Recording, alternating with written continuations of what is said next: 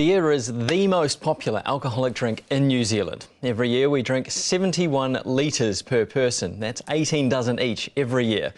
That's a lot, but it's a lot less than the 151 litres or 38 dozen that were put away for every person in New Zealand back in 1989. The mind boggles.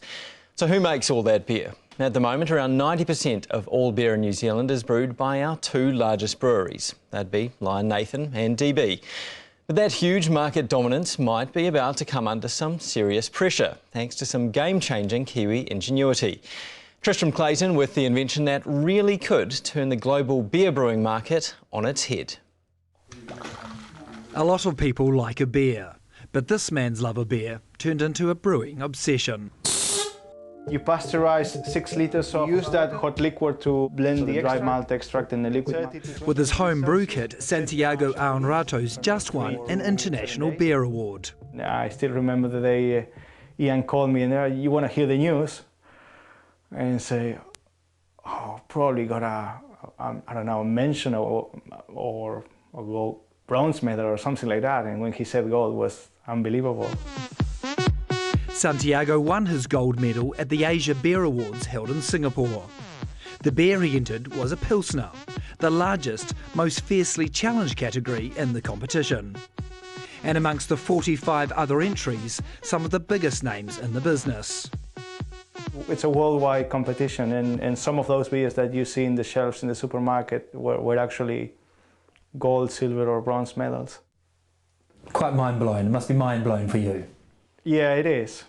Yeah, to the point that I don't want to think about it too much because, you know, you can get confused. So how did an Argentinian-born home brewer living in Mission Bay in Auckland produce the best Pilsner on the planet? The answer to that can be found on the other side of town. This was the first prototype, prototype 1. It proved a couple of the concepts I needed to prove. Ian Williams is the man behind the all-in-one personal brewing machine Santiago used to make his award-winning beer. 3 News did a story about him and his invention a year ago. Beer's fantastic. No idea it came out of a homebrew kit. Yeah, it must be fantastic. I finished it already. It's fantastic. You know, if you can do it at home yourself, why not? We had over 200 offers for distribution from 50 countries in about 17 weeks. The secret was out, but it was Santiago's award that moved the project to a whole new level. How big is this? Huge, huge, huge. Just totally validated me selling the house for this, you know, and the sacrifices the family have had to make and all that sort of thing. We beat on average $45, $50 million breweries. So we actually beat $2 billion worth of capital, plant and equipment. In this competition, the Pilsner, Bitburger won it 2 years ago. That's the 3rd biggest German brewery. They've been making beer since 1817. Ian says Santiago has what he calls a brewer's thumb, the ability to tweak the base ingredients of beer to produce something magical. I tasted his beer, it was really good. It had that really German maltiness because we'd used those 2 German malts, which was Santiago's idea. I'd sort of focused on the hops and the yeast a bit more, so you know, it was good that he suggested that. Really beautiful biscuity, kind of slight toffee grainy notes to it.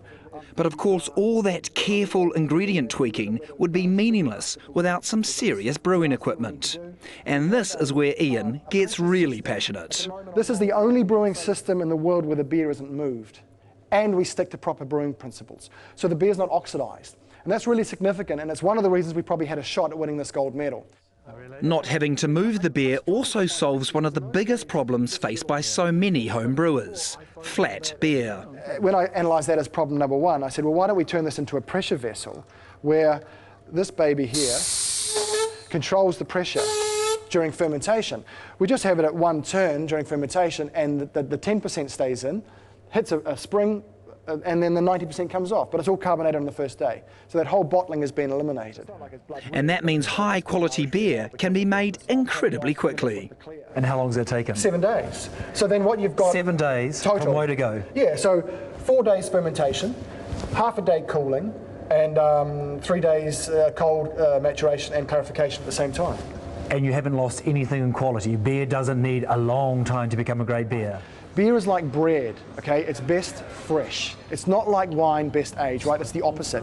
Half the beers in this country are made in 6 to 7 days, right? From one of the big companies. Guinness is made in 5 days.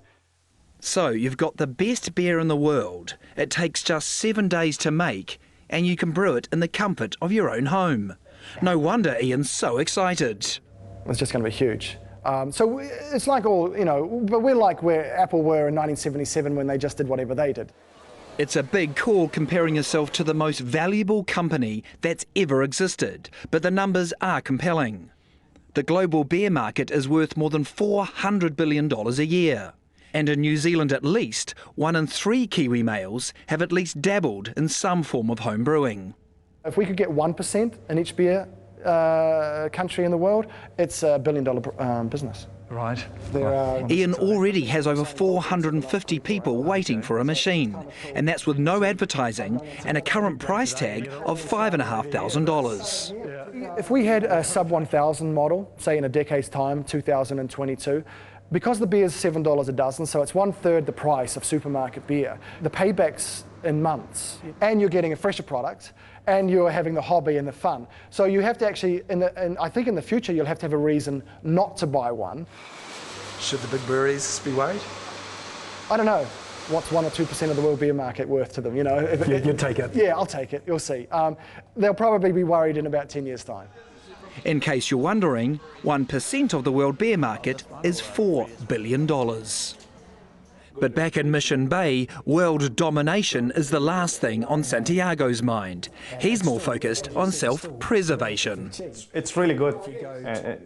You know, you need to have some self-control, to be honest.